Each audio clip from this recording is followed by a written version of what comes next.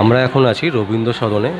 আপনারা জানেন যে আজকে পলিগো ম্যাডামের জন্মদিন, তো সেই জন্মদিন উপলক্ষে আজকে একটা বড় আয়োজন করেছেন ওনারই মেয়ে। তো প্রথমে জিজ্ঞেস করবো, ম্যাডাম আপনার নাম কি? আমার নাম সেজুতি গুহরায়। আচ্ছা, আজকে যে অনুষ্ঠানটা হচ্ছে এই অনুষ্ঠানটা কিসের জন্য? এটা মায়ের জন্মদিন হয়েছিল 9 ডিসেম্বর, 75 ইয়ার্স মা কমপ্লিট করলো। তো তার উপলক্ষেই আমাদের এই অনুষ্ঠান। মানে মাকে শ্রদ্ধার্ঘ্য দিচ্ছে? হ্যাঁ, একদম। আমরা মাকে গুরু দক্ষিণা দিচ্ছি আমরা সবাই মিলে। হ্যাঁ। আচ্ছা, আপনি কি আপনার মায়েরই স্টুডেন্ট? হ্যাঁ, আমি মায়ের কাছেই করি, মা বাবার কাছেই আমার প্রথম শিক্ষা। আজকে কি করছেন, মানে কি অনুষ্ঠান হবে আজকে? আজকে তো আজকে প্রথমে হয়েছে ওপেনিং ডান্স, তারপরে সমস্ত ফেলিস্টেশন হয়েছে, তারপরে হয়েছে ডকুমেন্টারি, আর এখন শুরু হতে চলেছে শ্যামা। আচ্ছা, আমাদের কি আপনার মা আছেন এখন? মাই শ্যামা করছে। আচ্ছা আচ্ছা। মা শ্যামা করছে। তো কেমন লাগছে, মানে আপনি আপনার মাকে শ্রদ্ধা জানাবার জন্য এত বড় একটা হল রবীন্দ্র সদন, সারা কলকাতা, সারা পশ্চিমবঙ্গের মানুষ জানে, তো সবাই দেখবে, তো কেমন লাগছে? আমার আমার জন্য আজকের দিনটা ভীষণ স্পেশাল, কারণ আমি এটা দীর্ঘদিন আমার কাছে একটা আমার স্বপ্ন ছিল যে মার জন্য কিছু করব, সেটা আজকে যে করতে পেরেছি এটা আমার কাছে একটা বিশাল বড় স্যাটিসফ্যাকশন। আমার বাবা তো অনেক আগেই চলে গেছে, শ্রী সাধন গুহ, সাধন গুহ আর পলি গুহ শ্যামা হচ্ছে এখনও বিশ্বসেরা। সবাই এখনও অবধি বলে সাধন গুহ আর পলি গুহ শ্যামার কথা। কিন্তু আজকে বাবা নেই, বাবার জন্য সেরকম কিছু করতে পারিনি, কারণ তখন আমি অনেকটাই ছোট ছিলাম বাবাকে যখন হারিয়েছি। কিন্তু আজকে মায়ের জন্য কিছু করতে পেরে এটা আমার কাছে একটা বিশাল বড় স্যাটিসফ্যাকশন। আর নট অনলি আমি, ইন্ডিয়ান কালচারাল ট্রুপের সমস্ত মেম্বার্সরা আমার পাশে ছিল বলে আজকে আমি করতে পেরেছি। আজকে আজকের দিনটা আপনার কাছে তাহলে স্মরণীয় হয়ে থাকে? একদমই স্মরণীয়, একদমই স্মরণীয়। অসংখ্য ধন্যবাদ, আপনি ভালোভাবে করুন, প্রোগ্রাম করুন। ভালো আছি। অনেকদিন পর, একদম দীর্ঘ প্যান্ডামিকের পর, আর সবচেয়ে ভালো লাগছে পলিদি, যাকে দেখে আমরা বড় হয়েছি। রবীন্দ্র নৃত্যনাট্যের চরিত্রগুলো চিনতে শিখেছি পলিদি আর সামর্থ্যের হাত ধরে। ঠিক আছে, তাই জন্য তার ৭৫তম জন্মবার্ষিকীতে এই লাইভ অর্কেস্ট্রার সঙ্গে আমার নৃত্যনাট্য যে আমি যে উত্তীর্ণ চরিত্র করছি সেটা আমার সৌভাগ্য। আর অনেক দিন ধরে আমাদের লাইভ হয়, যে আগে আমরা ছোটবেলায় যিনি লাইভ করেন অনেক দিন পর, এই জন্য ভীষণ আনন্দিত এবং নিজেকে ভাগ্যবান।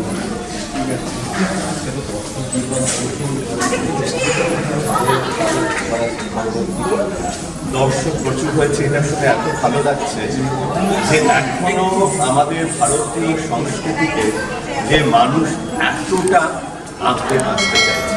এই অডিয়েন্সের মধ্যে কিন্তু 75% ইয়াং জেনারেশন। তাই ইয়াং জেনারেশনের হাত ধরেই তো ভবিষ্যৎ, এবং এই যে আমাদের সংস্কৃতি সেটাকে যে ধরে রাখবে, যে নতুন প্রজন্ম নষ্ট হবে না, এইটাই তার চিহ্ন।